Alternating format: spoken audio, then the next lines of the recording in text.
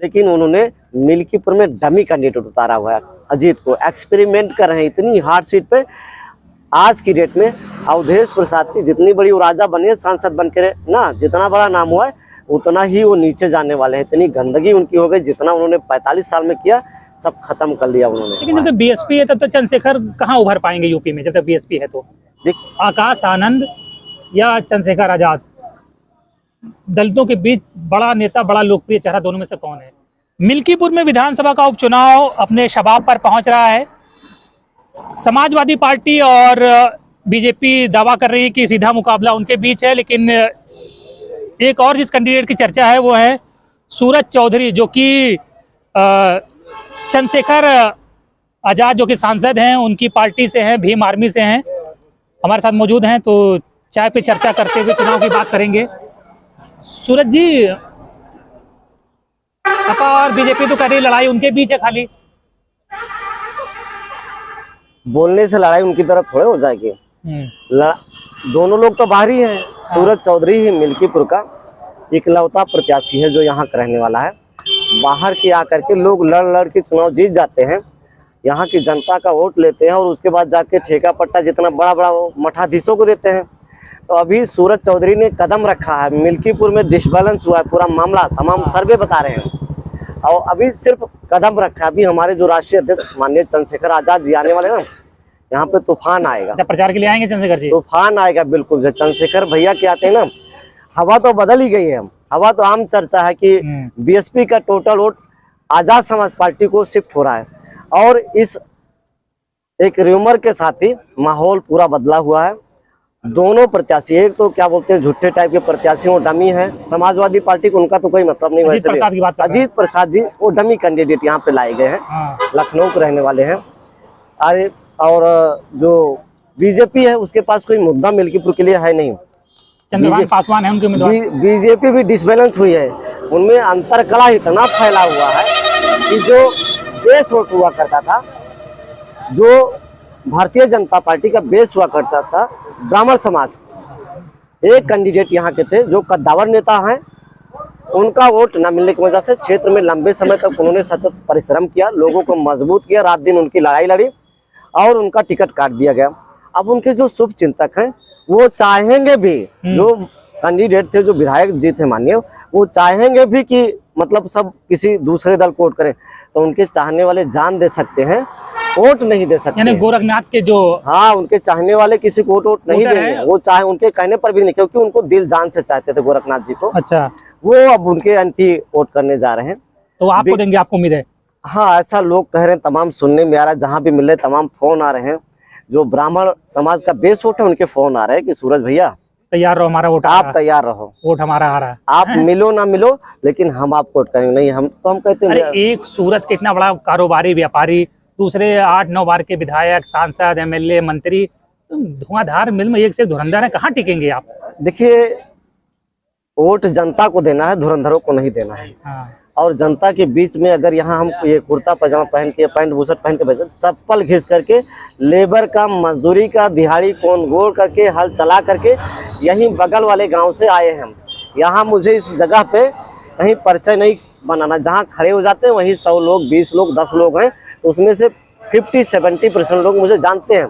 मुझे परिचय नहीं बनाना। बाहरी लोग होते हैं, आपको कोई काम पड़ता है तो जाके वहाँ बताना पड़ता है। यहाँ तो मेरे सब मित्र हैं, भाई हैं, रिश्तेदार हैं, दोस्त हैं, सहपाठी हैं, यही के तमाम हमारे साथी हैं जो जा करके वहीं मंडी वंडी में लेबर का काम करते हैं, दिहाड़ी करते हैं। तो सूरज चौधरी का पेट भरा हुआ है। अगर सूरज चौधरी की लड़ाई है, सूरज चौधरी आज जो चुनाव लड़ रहे हैं, तो एक सोच है, एक विचार है मिल्कीपुर की, उस विचार के लिए चुनाव लड़ रहे हैं, लोगों की हित के लिए चुनाव लड़ रहे हैं, हमें कुछ नहीं चाहिए। लेकिन बीएसपी के जो लोग हैं, बीएसपी के समर्थक हैं, वो कहते हैं कि आपके पार्टी वोट कटवा पार्टी है, बीएसपी का वोट काटती है।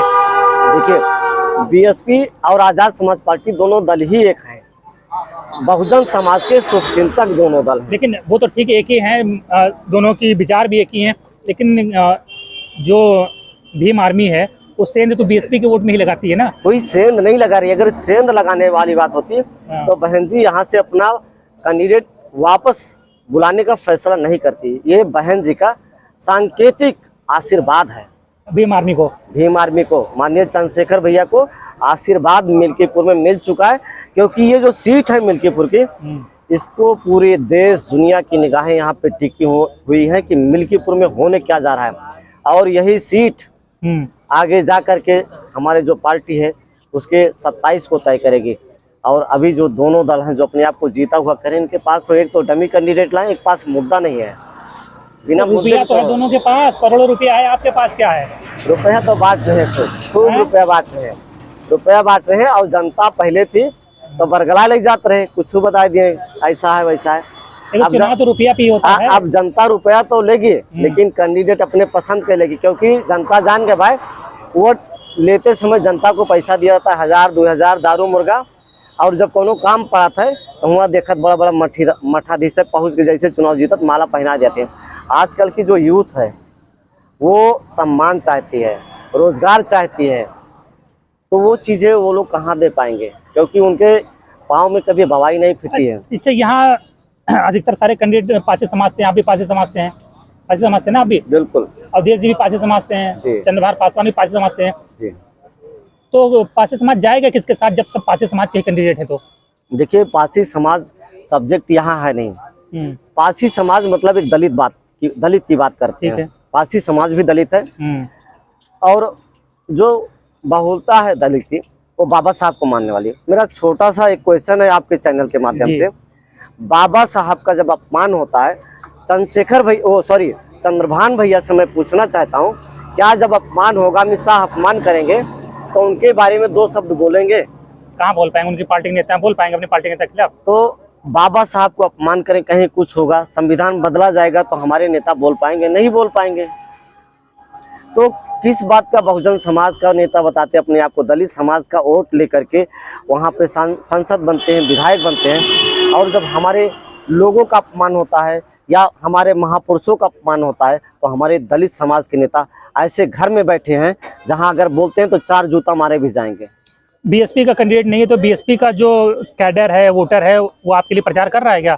आपको जान करके अच्छा लगेगा, इससे पहले 2022 में मैं इसी मिल्कीपुर विधानसभा का बहुजन समाज का प्रत्याशी हुआ था। अच्छा, बीएसपी से लड़ते हैं? बसपा से। और बहुजन समाज के जितने भी लोग हैं, बड़े बड़े कार्यकर्ता हैं, पदाधिकारी हैं, सब मेरे साथ मित्रवत जुड़े हैं, दोस्त हैं, मेरे नात रिश्तेदार हैं। वो मेरे साथ मंच पे भी आएंगे, मंच पे आ रहे हैं, मंच साझा करेंगे। सूरज भैया, हमें दल से नहीं मतलब है, यहाँ आपके व्यवहार से मतलब है, आपके दिल से मतलब है, आपका जो तौर तरीका है लोगों के लिए लड़ने का, वो मुझे पसंद है, वो मुझे अपना फैन समझते हैं और मैं उनको दिल में रख के घूमता हूँ। चंद्रभान पासवान बीजेपी से हैं, सूरत के कारोबारी हैं, अवधेश प्रसाद जी भी 8-9 बार के मंत्री विधायक हैं। तो आपका क्या कारोबार है, आप क्या करते हैं जीवन यापन के लिए? देखिए, फर्स्ट हम आपको बता दें, करीब 15 साल से मैं मीडिया में काम कर रहा हूँ। न्यूज चैनल है इंडिया समाचार। अच्छा। उसके माध्यम से मिल्कीपुर क्या पूरे प्रदेश में जितना मेरे से मदद होती है, हर समाज की जहाँ मेरी जरूरत होती है उस हिसाब से काम करते हैं चैनल के माध्यम से। बाकी और कई सारे माध्यम हैं जिसके जरिए जो है लोगों की सेवा कर रहे हैं हम लगातार। चुनाव तो ये अभी मिल्कीपुर का जो चुनाव हम लड़ रहे हैं ये जनता का दबाव है, क्योंकि मिल्कीपुर में मैंने विधायक बनाया सांसद जी को। तो ये हुआ कि पहले वो सांसद नहीं थे, पहले विधायक ही थे। 2022 में उनको विधायक बनाया, तो आशा थी कि ये लोगों काम करेंगे। तो काम क्या किया उन्होंने, बस जैसे माला चुनाव जीत गए, बड़े बड़े लोग माला वाला पहने, हम भी रात दिन लगे रहे, लेकिन आखिरी में जो है भैया किनारे हम भी बैठने लगे। आवे बड़े बड़े लोग बताए मठाधीश टाइप के, फिर सांसद बनाए।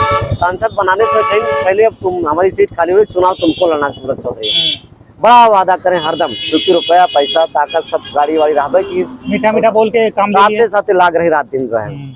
और जौने दिन चुनाव जीत गए, 2-3 दिन बाद हम गए कि आशीर्वाद दीजिए उनको, बधाई देने के लिए। कहने पार्टी जिसको टिकट देगी उसको लड़ाना।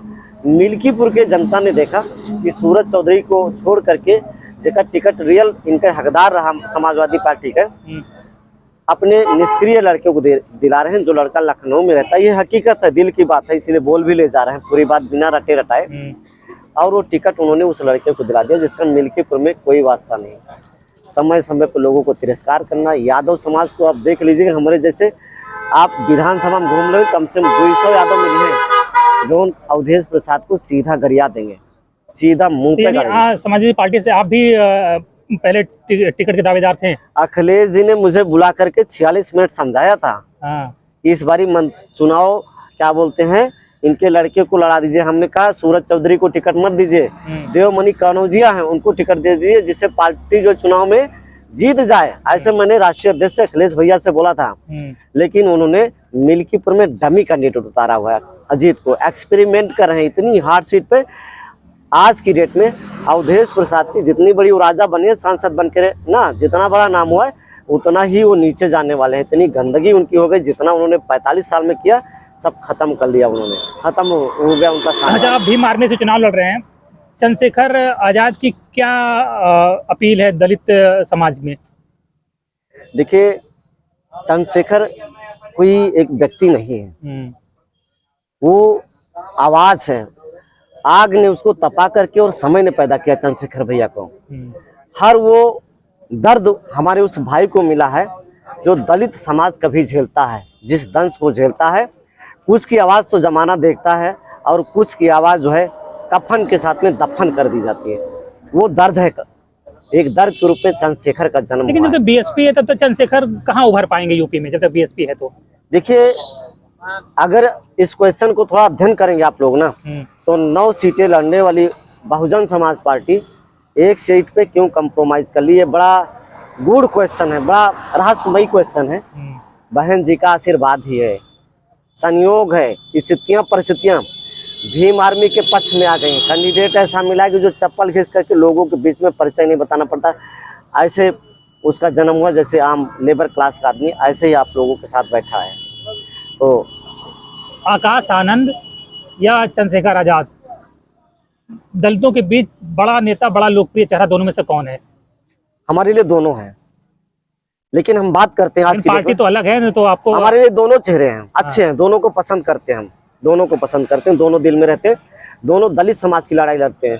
लेकिन फ्यूचर कौन है दलितों में, दलित लीडर से का फ्यूचर कौन है? चंद्रशेखर आजाद जी। कैसे? चंद्रशेखर आजाद बहन जी, सॉरी, आज आपके जो है ये अखिलेश भैया और जो तमाम नेता हैं, ये एक राज्य में काम करते हैं, जाते हैं तो यहाँ पे 1000, 10,000, 20,000, यूपी में सबसे भारी संख्या हम लोग इकट्ठे होते हैं। लेकिन चंद्रशेखर एक ऐसे शख्सियत हैं जो पूरे देश में कहीं जाते हैं और ललकार देते हैं तो देश हिल जाता है पूरा, मतलब जन सैलाब आ जाता है चंद्रशेखर भैया के जाने पे, राज्य कोई भी हो। तो वो जो चंद्रशेखर भैया के लिए लोगों में फैन फॉलोइंग है पूरे देश में। तो चंद्रशेखर जी का कद मानते हैं आपकी बहन जी से बड़ा हो गया है क्या?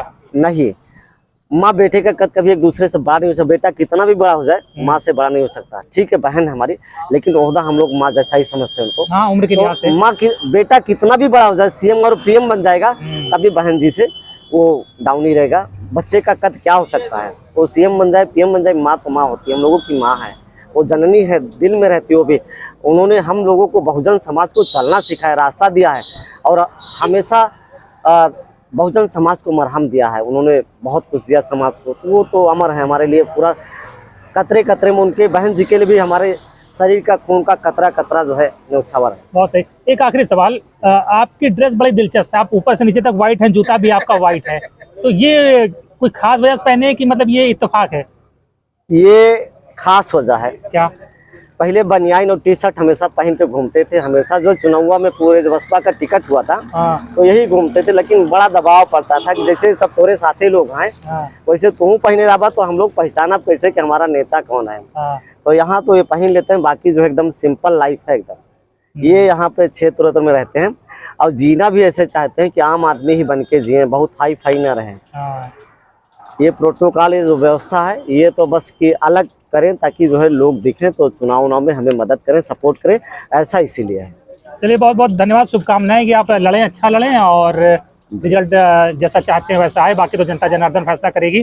तो सूरज चौधरी जी की बातें आपको कैसे लगी कमेंट बॉक्स में जरूर बताएं। धन्यवाद, धन्यवाद सूरज जी।